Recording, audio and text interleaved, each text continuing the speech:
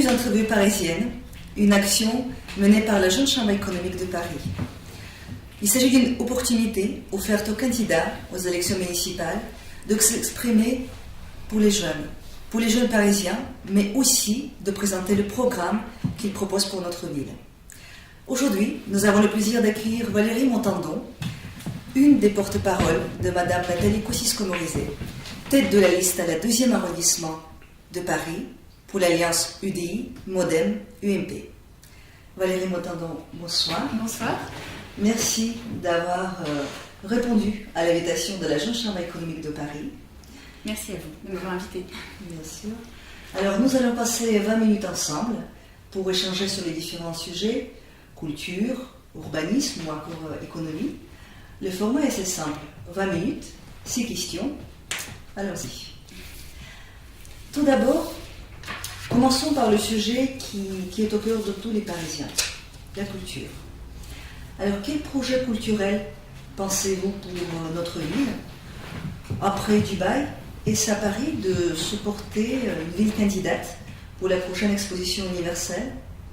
Alors, nous sommes favorables à être candidats pour une prochaine exposition universelle. Il y aura un arbitrage à faire certainement avec les JO, de voir un petit peu si c'est plutôt le sport ou la culture qui doit être choisi. C'est une décision qui va se prendre au niveau du Grand Paris, mais en effet, nous sommes favorables à cela. D'accord. Et effectivement, quel projet culturel pourriez-vous peut-être un peu plus détailler que vous proposez pour la capitale? Mais écoutez, en effet, on pense que la culture à Paris a été trop institutionnalisée depuis quelques années et que la place de la création n'est plus la même qu'avant.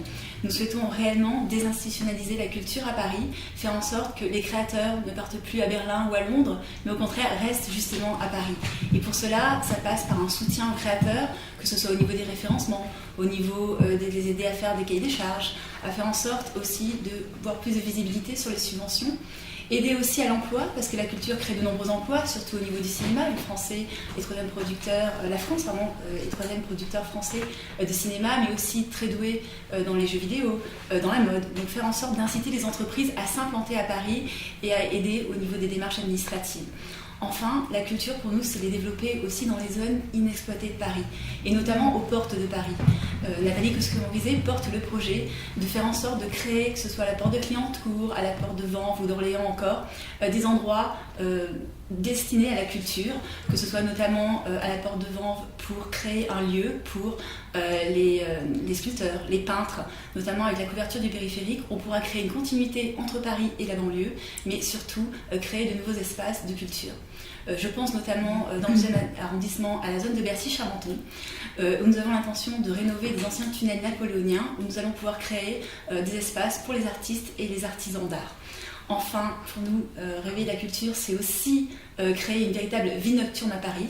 Ça manque énormément, faire en sorte que Paris soit à la hauteur d'autres capitales, ou alors d'autres villes très festives, comme Madrid ou encore Barcelone. Et là encore, Nathalie Kosciusko-Morizet souhaite réinvestir des endroits qui sont complètement inexploités, comme les stations fantômes, ou encore dans les tunnels Merlin-le-Roi, une 3e nef qui sera vraiment destinée à des salles de concert et à des boîtes de nuit. Effectivement, vous parlez de pouvoir inciter les entreprises, mais lorsqu'on parle de Paris, c'est un thème unique et riche, un événement, tout événement culturel. Alors comment inciter les Parisiens justement de bénéficier de cette offre culturelle? Mais c'est vrai que la culture à Paris a été trop, ces dernières années, portée sur l'événementiel. Et c'est un peu son lendemain. Nous, on aimerait que la culture devienne une culture de proximité pour les Parisiens, qu'elle leur soit accessible. Et ça passe notamment à faire en sorte que les Parisiens deviennent programmateurs en fait, des différents événements. On peut imaginer des internautes qui votent sur un projet particulier qui aura lieu dans leur café ou dans leur théâtre de quartier. Et c'est aussi renforcer une passerelle entre les professionnels et les amateurs, et ça passe notamment à développer la formation. Que ce soit par exemple avec la réforme des rythmes scolaires, qui pour nous a été très mal menée, on pense qu'on peut améliorer des partenariats justement avec des institutions culturelles, ou encore avec des institutions de culture, mais de qualité, avec les écoles, ou encore créer des doubles cursus au niveau culturel et école. C'est vrai que Paris, c'est effectivement la culture, mais aussi l'architecture, qui a toute sa place dans le projet culturel du Grand Paris, sans oublier tout ce qui tourne autour de la ville durable, Alors, quelle architecture pensez-vous pour notre Paris durable? Alors encore les dernières réalisations, comme par exemple la place de la République, sont très décentes parce qu'elles sont très minérales. Nous voulons une architecture où on puisse utiliser les espaces perdus dans Paris, notamment par la création de nouveaux espaces verts. Chaque espace perdu sera créé une sorte d'îlot de verdure. Ça aura un impact très positif sur la régulation des températures et aussi sur le cadre de vie des Parisiens, puisqu'on sait que Paris, en effet, est une des villes les plus denses, et notamment dans la capitale, la plus dense d'Europe. C'est aussi créer des logements, mais des logements à taille humaine, contrairement aux projets socialistes qui souvent s'orientent vers des tours, notamment encore sur cette fameuse zone Bercy-Charenton. Je vous en parle parce que c'est la dernière grande opportunité foncière de Paris. On aura l'occasion de revenir peut-être sur la partie logement, mais cette dernière grande opportunité foncière de Paris, nous nous orientons vers une couverture des rails qui permettent justement la construction d'immeubles, mais R+7, R+8, c'est-à-dire à taille humaine, avec après une conception d'immeubles intelligents qui puissent justement utiliser le numérique pour gérer le chauffage, par exemple, ou toute orientation plan climat.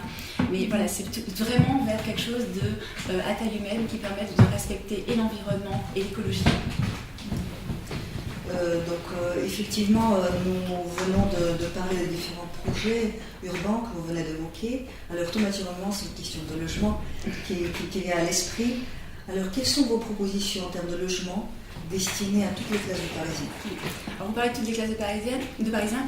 Il y en a une qui a été assez maltraitée ces dernières années, c'est la classe moyenne. Pour nous, elle a vraiment été mise à l'écart de l'attribution de logements et de la politique de logement en particulier. Donc nous avons l'intention d'essayer de maintenir et de ramener cette classe moyenne en Paris, notamment avec la création de logements dits PLI, c'est-à-dire logements intermédiaires. À chaque fois que nous créerons un logement social, sera créé aussi un logement intermédiaire dit pour la classe moyenne. Nous allons aussi orienter notre politique de logement vers la rénovation, parce que là encore il y a une course aux chiffres, mais ce qui importe aussi c'est de rénover le parc social existant pour qu'il soit un parc exemplaire, agréable à vivre pour les différents habitants. Le logement, c'est aussi en effet un équilibre, mais c'est aussi dans les nouveaux, c'est privilégier la construction au détriment plutôt de la préemption. Pour l'instant, de nombreux logements qui ont été livrés ont utilisé des logements déjà existants, c'est-à-dire soit par la préemption, c'était l'utilisation de logements déjà existants, par le rachat dans le privé, ou encore le reconventionnement. Alors je sais que c'est très technique, le reconventionnement c'est en fait simplement une passation d'écriture où l'on reconventionne des logements dits intermédiaires en logements justement social. Et nous, notre but c'est rééquilibrer cette tendance, c'est-à-dire continuer certes à faire du logement social tout en rénovant le parc, mais faire en sorte aussi de créer du logement intermédiaire pour la classe moyenne, pour faire en sorte que justement chaque quartier soit équilibré. Vous parlez des classes moyennes, mais effectivement, faisons peut-être plus le sur les jeunes. Alors, quel emploi pensez-vous des jeunes dans un grand Paris dit solidaire qui vise justement à gommer les différentes inégalités, qui vise à équilibrer des points de manière économique ou sociale? Quelles sont vos propositions sur ce sujet? Alors pour les jeunes, il y a beaucoup bien sûr de mesures qui sont au niveau national, mais au niveau local, on peut aussi en effet impulser un certain dynamisme. Je ne crois pas beaucoup aux emplois d'avenir, d'ailleurs on a vu que ça n'a pas été très porteur. Les collectivités ne sont pas forcément dans cette démarche et c'est vrai, n'ont pas trouvé forcément une réussite à ce dispositif, et pour les entreprises c'était un peu une usine à gaz. Donc nous pensons plutôt à développer, faire en sorte que chaque mairie, notamment les mairies d'arrondissement, deviennent une sorte d'interface avec les jeunes, qui deviennent partenaires entre les entreprises et les jeunes, qu'il y ait vraiment ce lien qui manque tant. Je pense notamment à l'organisation de forums pour l'emploi, mais qui soit spécifique pour les jeunes. Par exemple, dans le 12e arrondissement, moi je m'engage à ce qu'il y ait un forum pour l'emploi pour les jeunes qui soit annuel, et que justement chaque fois la mairie mette à disposition les locaux ou la salle de fête pour qu'elle mette tous les moyens à disposition de ces échanges. C'est aussi développer par exemple l'alternance ou encore les stages pour les collégiens et après plus tard pour les étudiants l'alternance, parce que je crois vraiment que pour les jeunes c'est la formation qui compte le plus. Donc il faut absolument que les mairies et notamment les mairies d'arrondissement jouent ce rôle d'interface. Et là, effectivement, de vos programmes, des points que vous abordez, c'est donc l'élargissement en fait, des horaires concernant toutes les parties institutionnelles pour que les jeunes aussi puissent accéder davantage aux services Tout à fait, que ce soit par exemple pour les mairies qui est nocturne, on s'engage à ce que chaque mairie d'arrondissement ait aussi une nocturne jusqu'à 21h par semaine, faire en sorte aussi que les gymnases, que les piscines soient ouvertes plus tard, que ce soit pour les jeunes ou pour les actifs, on est qui travaillent tard, faire en sorte que les métros, et ça c'est vrai que pour la jeunesse c'est très bien, que les métros puissent ouvrir tard et en semaine, et on va dire dans le temps qu'il puisse avoir un service de métro tout le week-end. Et Nathalie Kosciusko-Morizet, pour les 18-22 ans, s'engage aussi à faire en sorte de la gratuité de la carte imaginaire, à compléter justement que la ville complète la partie pour que ce soit complètement gratuit. C'est une politique qui est vraiment tournée vers les jeunes, et quand on parle aussi d'emploi, c'est aussi aider au logement pour les jeunes, avec les logements étudiants. Ça, on s'engage à créer vraiment des logements étudiants dans un nouveau programme de la ville, mais aussi faire en sorte qu'il y ait des bourses au logement. Vous voyez, par exemple, il y a des personnes âgées qui ont des grands appartements qui seraient prêts contre des services à louer une salle, à louer une pièce supplémentaire, et faire en sorte que les jeunes puissent, dans ce certain lien intergénérationnel, bénéficier de logements on va dire, moins chers. Donc c'est là en fait qu'on voyait aussi la mixité et les solidarités quelque part des différentes générations, de la vie intergénérationnelle des Parisiens en fait. Oui, tout à fait. On s'oriente vers cette solidarité qui est nécessaire et qui permettra en effet à différentes, comme vous dites, catégories sociales de coexister ensemble, mais aussi de trouver ce rapport d'aide à la personne qu'on a besoin aussi pour nos seniors, tout en rendant ce service aux étudiants qui en ont besoin. Effectivement, les jeunes, donc d'autres aspects qui nous viennent à l'esprit, des réseaux sociaux, Internet, toutes ces choses-là qui tournent autour de l'économie numérique. Donc c'est le dernier sujet, la dernière thématique donc, sur laquelle nous allons poursuivre. Alors dans votre programme, on peut lire que vous imaginez Paris en tant que capitale mondiale numérique. Alors pouvez-vous nous en dire plus ? Alors justement, Paris a beaucoup d'atouts au niveau numérique et de l'innovation, mais ne les met pas en valeur. Les formations sont excellentes, il y a de nombreux chercheurs, et pourtant ce n'est pas assez mis en valeur. Ce que nous souhaitons, c'est créer des synergies justement entre les différentes startups, en fait différents moyens qui existent en France, pour promouvoir aussi bien en France qu'à l'étranger le numérique et l'innovation de Paris. Cela passe, pour l'instant, il y a beaucoup de startups mais qui sont éclatées géographiquement, et la mairie de Paris met en service certes du foncier pour ces startups, mais pas assez de services inhérents. Ce que nous souhaitons faire, c'est mettre le numérique au service et des entreprises et ensuite des Parisiens et notamment des jeunes. Au niveau des entreprises, c'est aider justement tous les jeunes créateurs qui vont faire des startups en créant une startup municipale en quelque sorte. On en appellerait Paris Innovation, et qui permettra de favoriser un certain réseau, mais aussi de mettre des services comme des achats, mutualiser des achats pour ces jeunes créateurs, faire en sorte de les aider aussi dans les démarches administratives, dans le référencement, dans certaines visibilités aussi des subventions. Donc mettre en sorte tout ce pôle pour des jeunes créateurs, faire en sorte que justement les startups soient aiguillées et pas simplement lâchées dans la nature avec simplement une aide foncière. Faire en sorte aussi que tout cet attrait numérique d'innovation soit porté au niveau international. Pour nous, le maire de Paris, donc Nathalie Kosciusko-Morizet, sera l'ambassadeur en fait du numérique à l'international. Ça manque, on reste replié sur nous-mêmes. Et enfin, c'est développer aussi et aider des startups qui créent un service direct aux Parisiens. On pense notamment, on a un exemple à Londres, vous avez des startups qui aident à la régulation du trafic au niveau des taxis, qui permet aussi de gérer les commandes. Donc ces startups sont aidées par la municipalité, et on se dit pourquoi Paris ne pourrait pas le faire. Donc c'est en effet essayer de centraliser, de façon de ne pas se substituer bien sûr, mais au contraire impulser des synergies et aider ces entreprises qui elles-mêmes sont au service des Parisiens. Et pour les jeunes, ça passe aussi, et pour les Parisiens en général, à une aide par des espaces de travail comme le coworking.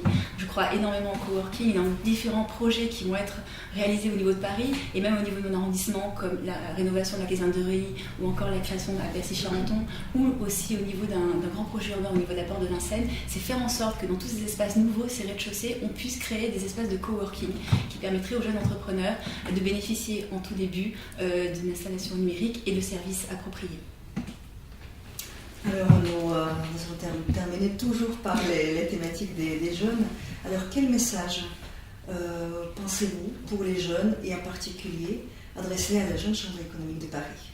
Écoutez, en effet, dans notre programme, nous avons l'intention de faciliter le logement, comme j'ai pu l'expliquer, pour les jeunes à Paris, que ce soit par la création de logements étudiants ou encore de bourses, on va dire de logements intergénérationnels.